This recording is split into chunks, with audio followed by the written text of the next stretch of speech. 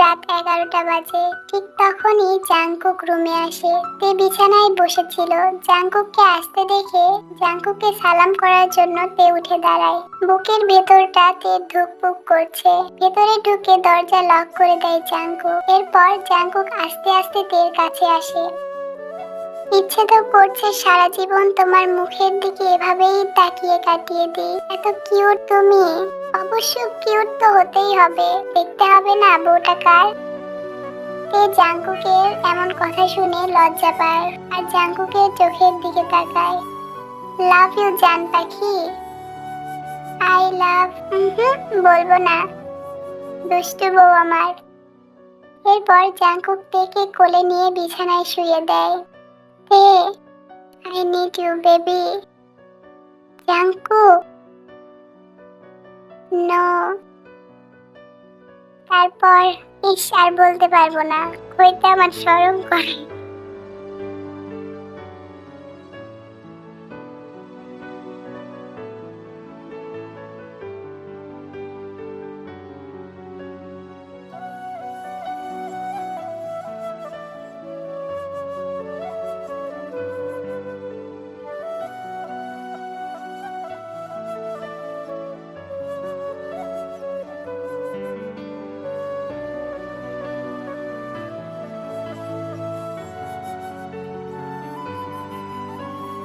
অন্যদিকে ইয়নমিন কি করছে চলো দেখি। জিমিন সুগার জন্য বসে বসে ওয়েট করতেছিল। সুগা এসে দরজা খুলতেই সুগাকে দেখে জিমিন উঠে দাঁড়ায়। তারপর সুগার ডোর লক করে দিয়ে ভিতরে আসে। কত অপেক্ষা।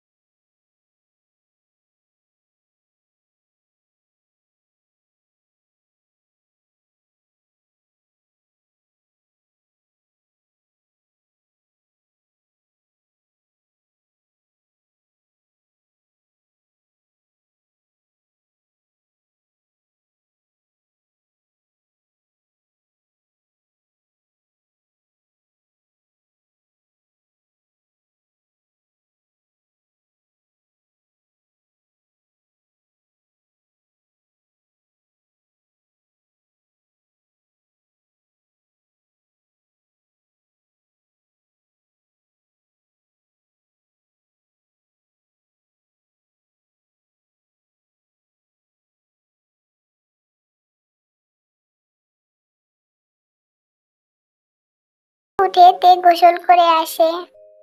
সোনা উঠবে না ঘুম থেকে? আরাম লাগতেছে খুব, আর একটু ঘুমাই না। অনেক ঘুমিয়েছো, আর না, এখন উঠো, যাও গিয়ে ফ্রেশ হয়ে এসো। প্লিজ একটু ঘুমাতে দাও না। আজ অনেক ঝামেলা আছে জানো না, সবকিছু গোছাতে হবে। একটু পর নাস্তা করে সবাই একটু বেড়াতে যাব। রাতে বাস জার্নি, কত কাজ পড়ে আছে, আর তুমি কি না এখন পড়ে পড়ে ঘুমাচ্ছ? তো আমি উঠে কি করব আজব? আমাকে হেল্প করবা? হেল্প? তাইলে আদর করা লাগবে। দেখ তুমি ওঠো তো, ওঠার পর দেখা যাবে, এখন যাও ফ্রেশ হয়ে নাও। আরে বাবা উঠছি তো, একটু থামো। কোনো থামাথামি নাই, জলদি যাও। ওয়েট, যাচ্ছি তো। কি আর করার, এত আরামের ঘুম ছেড়ে উঠতেই হলো জাংকুককে। অন্যদিকে ইয়নমিন কি করছে চলো দেখি। সুগা জিমিনকে জড়ায় ধরে ঘুমাচ্ছে। জিমিন উঠতে চাইলেও উঠতে পারতেছে না, কারণ সুগা তো জিমিনকে অনেক টাইটলি ধরে রাখছে। সুগা আর কত ঘুমাবা, এখন তো ওঠো নাকি? না, এখন উঠতে পারবো না, রাতে অনেক পরিশ্রম আর খাটনি করছি, সো এখন ঘুমাতে দাও। পরিশ্রম করছো তাই না? ভালো কথা। আচ্ছা আমাকে তো উঠতে দাও, বাইরে সবাই কি ভাববে। বাইরে সবাই কি ভাবলো না ভাবলো তা আমার দেখার বিষয় নাই, সবাই জানে ফুল সজ্জার রাতে মানুষ কি করে। ওকে। ইস, তোমার মুখে কিছু আটকায় না বুঝি? ওঠো তো এখন, নাহলে আমাকে ছেড়ে দাও, আমি উঠি। পারলাম না, সরি। আমিও ঘুমাবো আর আমার সাথে তোমারও ঘুমানো লাগবে, বুঝলে? ছাড়ো, উঠে ফ্রেশ হবো, সবাই ওয়েট করতেছে মনে হয়। আচ্ছা ছাড়বো, তাইলে একটা কিস দাও আগে। পারবো না, সরো তো। তা হবে না, তা হবে না।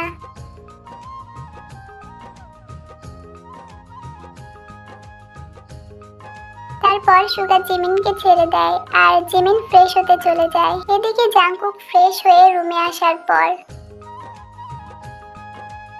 বললে না তো আজ আমাকে কেমন লাগতেছে দেখতে। তখন জাংকুক তের কোমর দুহাত দিয়ে ধরে বলে, মিস জিওন, তোমাকে যেন এভাবে বাইরে যাইতে না দেখি, ওকে? যদি কোনো ছেলে তোমার দিকে তাকায় তাহলে কিন্তু তোমার খবর আছে, মনে রেখো কথাটা। আর কাল রাতের কথা মনে আছে তো? জিজ্ঞেস করলাম কি আর উত্তর দিলে কি? আমি যেটা বলছি সেটা আগে করবা, বুঝতে পারছো? ঠিক আছে, কিন্তু তুমি আসল কথাটাই তো বললে না। আজকে আমাকে দেখতে মনে হয় ভালো লাগছে না, তাই না? অসাম লাগতেছে তো মিসেস। এসব কথা বাদ দিয়ে আমার পাওনাটা ভালোই ভালোই দিয়ে দাও। কিসের পাওনা? আমাকে কি বলে ঘুম থেকে তুললে ভালোভাবে মনে করে দেখো তো। কি যেন? ও হ্যাঁ, মনে পড়ছে, কিন্তু এখন থাক না ওসব, পরে না হয়। এখন কিন্তু? আচ্ছা ঠিক আছে, দিচ্ছি তো, এভাবে রাগ করো কেন? এটা বলে তে জাংকুকের গালে একটা কিস করে। এবার হইছে? হ্যাপি? ফাজলামো করো আমার সাথে তুমি? উফ, এত রাগ করো কেন? লজ্জা লাগে আমার। আমার লজ্জাবতী লতা। এরপর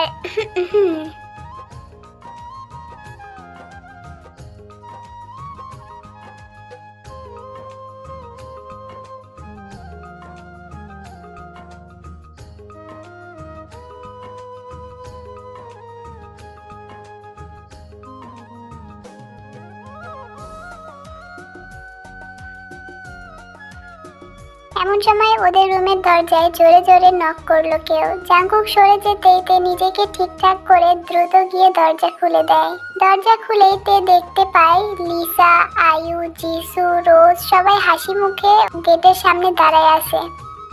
কি রে, কেমন কাটলো বাসর রাত? হ্যাঁ সিসি, বড় হয়ে ছোটকে জিজ্ঞেস করছে যে বাসর রাত কেমন কাটলো। I just shame on you sis. ইস, তুই বাসর করলি আর আমরা বললেই দোষ, তাই তো? তো বল কেমন কাটলো বাসর? আহা, তোমরাও না। আচ্ছা তে জাংকুক কই রে? ওই তো বসে বসে ফোন টিপছে। ও আচ্ছা, তোদেরকে তো নিচে আসতে হবে, বড় আম্মু বলল একটু পর আমরা ঘুরতে বেরোবো, তো তাই। তোরা কি রেডি? রেডি। আচ্ছা তাড়াতাড়ি নিচে চলে আয়। ওকে, আসতেছি। এরপর ওরা সবাই মিলে একটা ফুকেটে ঘুরতে যায়। হাঁটতে হাঁটতে তে একটা আইসক্রিমের স্টল দেখে দৌড়ে সেদিকে যায়। জাঙ্গুকও তের পিছু পিছু যায়। স্টলের কাছে গিয়ে তে বাচ্চাদের মতো কিউট ফেস বানিয়ে জাঙ্কুকের দিকে তাকিয়ে বলে, আইসক্রিম কিনে দাও না প্লিজ। আচ্ছা ঠিক আছে, নাও কিউটের ডিব্বা আমার।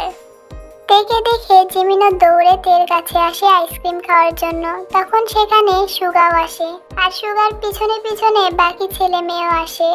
ওরা আইসক্রিম খায় আর অনেক এনজয় করে। ঘুরতে ঘুরতে প্রায় সন্ধ্যা 7টা বেজে যায়। সবাই মিলে রেস্টুরেন্টে খাওয়া দাওয়া কমপ্লিট করে নেয়, কারণ 10টার দিকে বাসে উঠতে হবে বাসায় যাওয়ার জন্য। এরপর সবাই রিসোর্টে ফিরে এসে যে যার মতো লাগেজ আর ব্যাগপত্র নিয়ে বাসায় যাওয়ার জন্য রেডি হয়।